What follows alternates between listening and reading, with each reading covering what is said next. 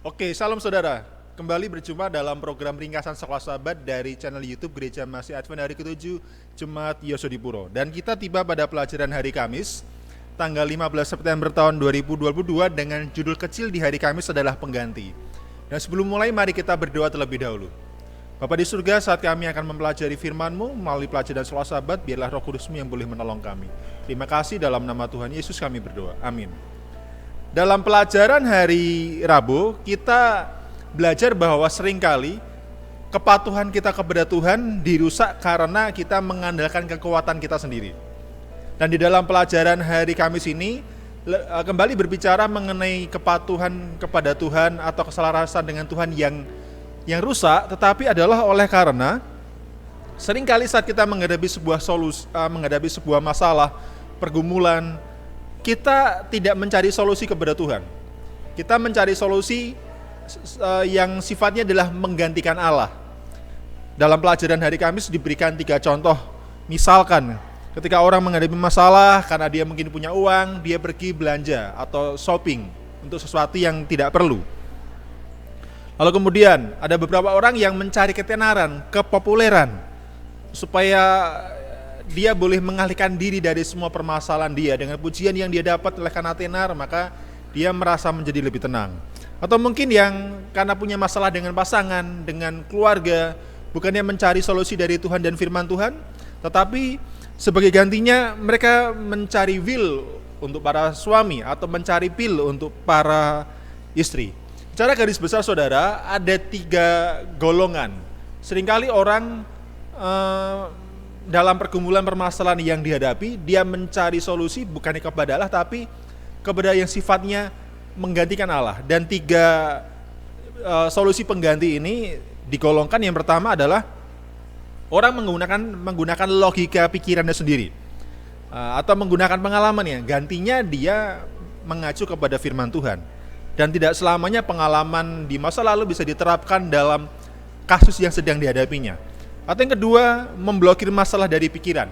Jadi sengaja tidak mau terlibat dalam permasalahan yang dihadapi, padahal kemungkinan masalah itu terjadi oleh karena kesalahannya. Lalu yang ketiga adalah melarikan diri dari kenyataan. Jadi ketika sudah menghadapi masalah, lalu tampaknya akan merugikan dia kemudian lari dari masalah dan bahkan menghindari Allah.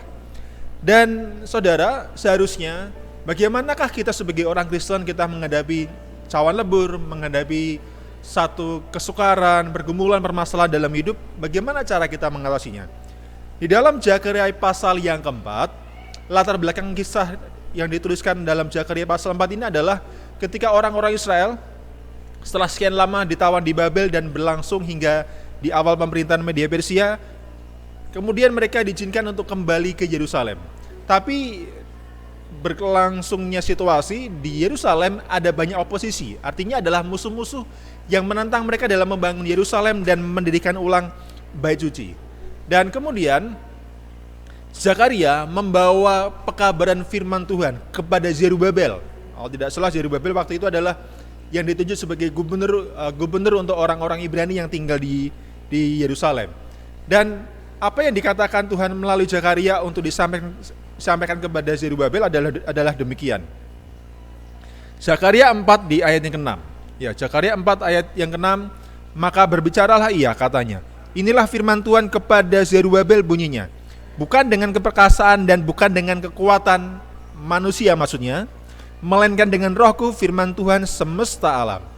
Jadi saudara, solusi yang Tuhan hadirkan kepada orang-orang Yerusalem dan firman yang Tuhan bawa kepada Zerubabel lewat Zakaria adalah menghadapi tekanan dari musuh yang mencoba menghalangi pembangunan Yerusalem, yang menghalangi untuk memugar kembali bait suci yang telah rubuh, adalah bagaimana kita bukan mengandalkan diri sendiri, bukan menghindari masalah, bukan lari dari masalah, dan bukan juga menggunakan logika kita sendiri, tetapi adalah berdasarkan firman Tuhan, bukan dengan kekuatan dan keperkasaan manusia, tetapi adalah dengan rohku, kekuatan yang Tuhan berikan lewat Roh Kudus. Saudara, Roh Kudus sebagai oknum ketiga dari kealahan, dari ketuhanan, seringkali diabaikan.